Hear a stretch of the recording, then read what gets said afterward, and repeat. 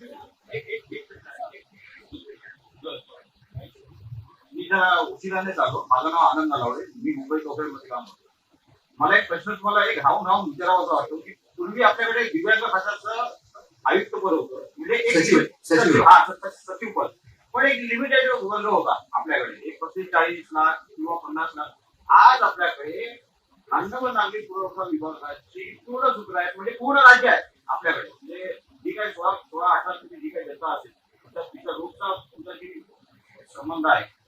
तर आता आपल्याला या नवीन कामगिरी, नवीन ह्या चॅलेंज बद्दल काय वाटतं? मला वाटण्यापेक्षाही मी काय करू शकतो याच्यावरती मी फोकस करतो. निश्चितच हे एक गोष्ट आहे की हा प्रत्येकाशी निगडीत प्रश्न आहे. म्हणजे लहान मुलापासून वयोवृद्ध माणसापर्यंत महाराष्ट्रातला प्रत्येक नागरिक असेल किंवा महाराष्ट्राच्या बाहेर जिथून इथलं फूड जातं त्यांच्याशी संबंधित असतो किंवा ड्रग जातं त्यांच्याशी संबंधित आहे. म्हणून हा प्रत्येकाच्या जीवनाशी निगडीत प्रश्न आहे.